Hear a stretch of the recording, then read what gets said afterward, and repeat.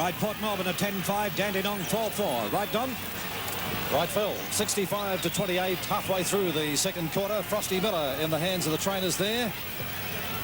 As we wait for the kick to be taken by Wharton, right on the full-back line. Just doing his boot up. Doing his Puma. As the kick by Wharton, a good kick. Right to the centre of the ground. And Hayden out marking Stubbs. Port Melbourne looking good as they come into attack again down towards Fred Cook, who leads out in front of Allan Harper. He can't pull the mark in. Should have been maybe in the back.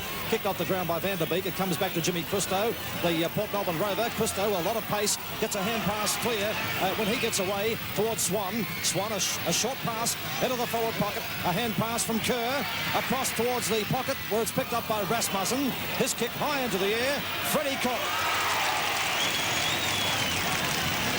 Well, I think one can only admire Freddie Cook because he got a very, very heavy knock behind the play just a while ago.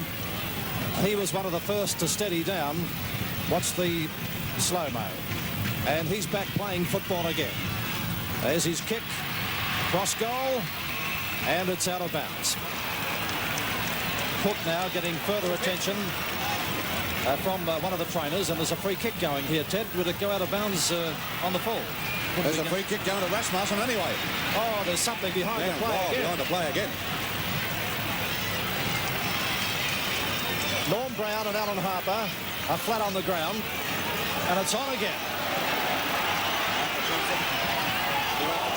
And down goes Thompson of Dandenong.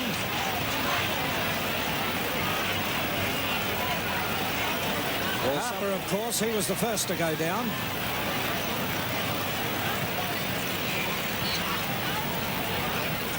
All right, well, we'll have a replay of that, and we'll see what happened. Here you'll see the action start on the CUB slow-mo. Oh, see that?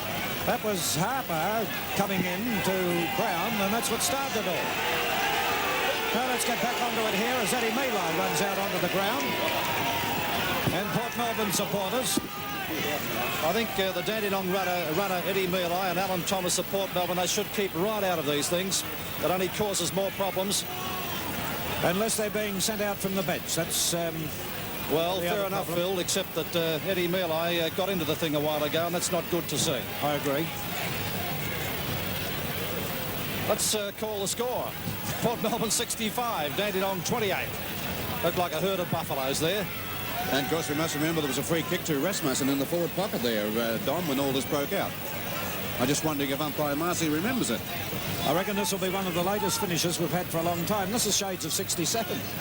That's right, very much the same, Phil. Have they got lights down here? We might need them. Well, what a fiery grand final. Oh, it's on again here. And it's on again. What have we got back here now? There's a trainer trying to separate two players.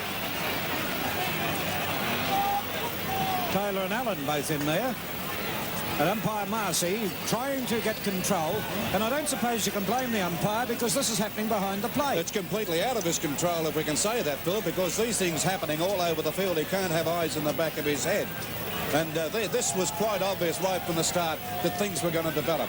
Probably not as bad as this. Here's a number being taken back here. Tony Haynen's number has just been taken by one of the boundary umpires by the look of it. You see, I think if some of the numbers are taken, I think this will settle things down. Nobody's been reported up until this stage by the look of things.